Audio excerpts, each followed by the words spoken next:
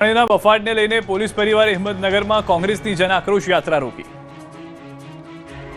વડગામના ધારાસભ્ય પોલીસ વિરુદ્ધ બેફામ વાણી વિલાસને લઈને રાજ્યભરમાં આક્રોશ ફાટી નીકળ્યો છે। પોલીસ પરિવારો મેવાણીના બફાડનો વિરોધ કરી રહ્યા છે, રોડ પર ઉતરી કરી રહ્યા છે પ્રદર્શન। ત્યારે હિંમતનગરમાં પણ લોકોએ મેવાણીની ધમકીને લઈને વિરોધ કર્યો। હિંમતનગર જિલ્લામાં કોંગ્રેસની જન આક્રોશ યાત્રા પહોંચતા પોલીસ પરિવારે રોકી હતી। કોંગ્રેસના વાહનોને રોકીને મહિલાઓ દ્વારા પ્લેકાર્ડ દર્શાવી વિરોધ દર્શાવવામાં આવ્યો। લોકોના વિરોધનો સામનો ગુજરાત પ્રદેશ કોંગ્રેસ અધ્યક્ષ અમિત ચાવડા સહિત પ્રદેશના નેતાઓને કરવો પડ્યો। લોકોએ મેવાણી વિરુદ્ધ નારા લગાવી મેવાણી પોલીસની માફી માંગે સહિતની માંગ સાથે અમિત ચાવડા રજૂઆત કરી તો અમિત ચાવડાએ પોલીસ પરિવારની વાત સાંભળવાની બદલે સરકાર અને પોલીસને આડે હાથ લીધી હતી। જે 2 નંબરના હપ્તા ઉઘરાવે છે, જે દારૂના ડ્રગ્સના નામે પોતાની મોંઘી ગાડીઓ કે બંગલા ખરીદે છે, જે હપ્તા ગાંધીનગર સુધી પહોંચાડવા માટે વહીવટદારો બન્યા છે, આ એમનો બળાપો છે। મેઘરજમાં ખાતરની કાળાબજારી થતી હોવાનો પર્દાફાશ। ખાતર પડવા છતાં વિતરણ કેમ નહીં થતું? પબ્લિકને હેરાન કરવાના ધંધા કેમ છે? ખાતર પહેલી વાત કરવાનું શું છે, જવાબ આપે છે। એક તરફ યુરિયા ખાતર માટે ખેડૂતો તડપી રહ્યા છે, લાઇનમાં ઊભા રહી થાકી રહ્યા છે। ખાતર વગર વાવેતર કરવું મુશ્કેલ બન્યું છે। ત્યારે અરવલ્લીના મેઘરજમાં ખાતરની કાળાબજારી થતી હોવાનો પર્દાફાશ અન્ય કોઈએ નહીં પરંતુ ખેડૂતોએ જ કર્યો।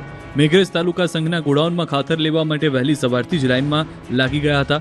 કડકડતી ઠંડીમાં ખેડૂતો દૂર દૂરથી ગામડાઓમાંથી પહોંચી ગયા હતા। ત્યારે ગોડાઉન બહાર આજે રજા હોવાનું બોર્ડ દેખાયું અને ગોડાઉનને તાળું માર્યું, જેથી ખેડૂતોને ધક્કો થયો હતો। દૂર દૂરથી આવેલા ખેડૂતો વિફર્યા, ગોડાઉનનું તાળું તોડીને ગોડાઉનની અંદર પ્રવેશ કર્યો।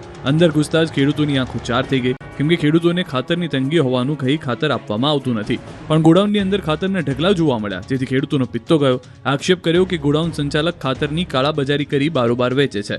500થી વધુ ખેડૂતોએ હોબાળો મચાવ્યો, જેથી તાલુકા સંઘના સત્તાધીશોનો પરસેવો છૂટી ગયો। અન્ય 2 ગાડી આવવાની વાત કહી ઝડપથી ખાતરનું વેચાણ શરૂ કરવાનો દાવો કર્યો। ટેકાના ભાવે મગફળી ખરીદી વચ્ચે ધોરાજીના કેન્દ્રમાં તાળા લાગતા ખેડૂતો લાલકુ।